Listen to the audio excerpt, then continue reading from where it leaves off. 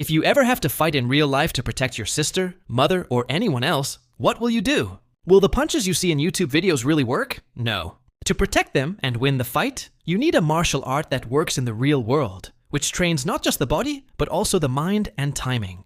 And in this video, I am going to show you the top 3 best-known martial arts that are followed by the most powerful people in the world.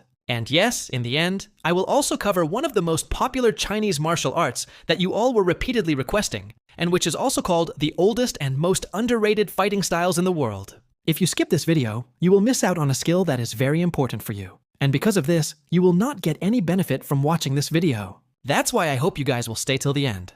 So I had to tell you guys one thing from my heart, that fighting should never be the first option.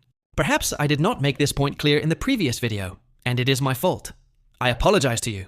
In real life, whenever you are stuck in a situation, the first option should always be to talk, explain, or ignore. Because fighting is not the solution to everything.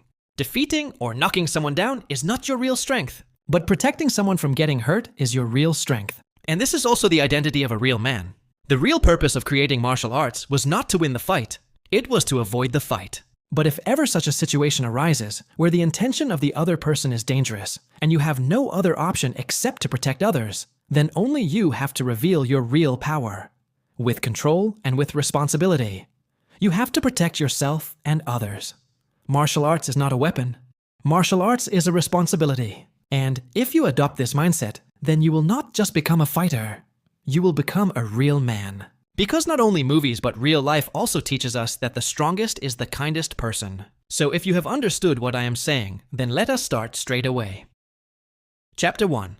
Aikido. Aikido is such a martial art, where winning means ending the fight, not promoting it further. It sounds strange, but when you understand that in real life, the less noise there is, the cleaner your victory is. Then the real meaning of Aikido becomes clear. The founder of this martial art was Moriha Ueshiba. He was a trained warrior who had seen many battles in life. But then he realized that the most dangerous fighter is the one who does not get angry. The real meaning of Aikido is the path of harmony with energy. When someone attacks you, normally we either block it or answer it with full force. But in Aikido, you absorb the force. You understand the speed, angle, and motion of the attacker. And in the same flow, you turn him in such a way that he falls due to his own momentum. Imagine that someone pushes you, and instead of stopping that push, you change the direction of that push and make the person in front fall on the ground without even throwing a single punch. This is the real power of Aikido. Joint locks in Aikido, wrist locks, throws, and redirection are used. Power doesn't matter here. Balance, awareness, and patience matter here. This martial art is not for those who just want to show off. It is for those who want to find peace even in the fight. Aikido doesn't give you just moves. It gives you a mindset. A fight is only right when it ends before it even starts. Chapter 2. Jeet Kune Do, JKD. I don't know how to pronounce it, so please forgive me. Jeet Kune Do is a martial art that doesn't follow any fixed rules, meaning no fixed stance, no fixed technique. It has only one principle. Use what works. Leave immediately what doesn't work. This martial art was created by Bruce Lee, at a time when all the martial arts of the world had boundaries, within their forms and traditions. Bruce Lee broke all these and he said, "Be the water, my friend," which is a very famous line. Be adaptable like water. Dissolve in every situation and attack where no one expects it. Jeet Kune Do has everything.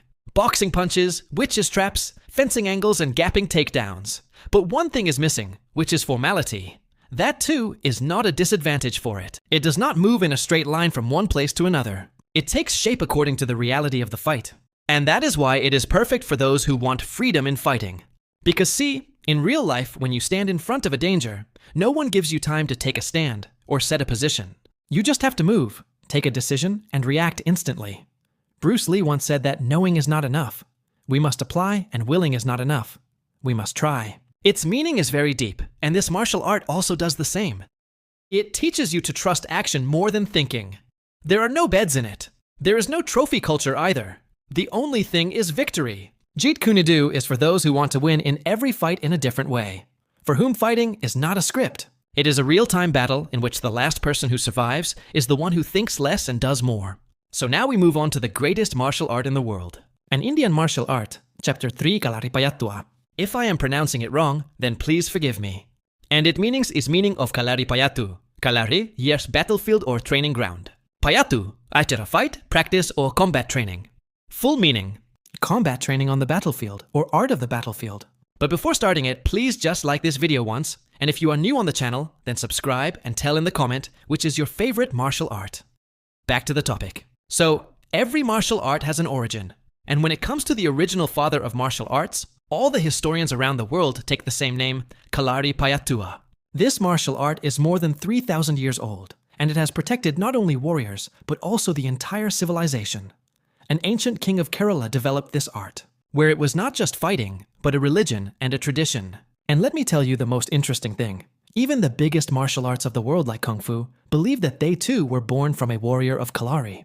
When an Indian named Buddha Dharma went to China, he taught Shaolin monks to control the body and mind, and also gave them training in Kalari. Meaning, the Shaolin style that the world knows today actually came from India. In Kalaripayattu, you train body flexibility, hitting on pressure points and deadly accuracy in the most powerful big hands. It is basically weapons-based. It is a martial art where you start not with weapons, but with discipline and control. And first you are taught how to avoid fighting, how to understand the body, and how to win without ego, which according to me is very difficult. So, in today's video, we learned that martial arts like Aikido, Jeet Kune Do, and Kalari do not only teach us to fight, they also teach us to build a good character. And if you have learned anything from today's video, or you find it even a little informative, then please share it with that friend of yours who thinks that martial arts are only for violence. Because more and more people should know that fighting is not the solution to everything. But when it is, you should be ready. You can start training in any of these martial arts from today itself. Because training starts only when you want to learn and want to prove it. And always keep one thing in mind, that a real warrior is not the one who just fights. A real warrior is the one who fights when there is no other option left. And if you guys want, you can also check out these videos of mine. I will meet you in the next video.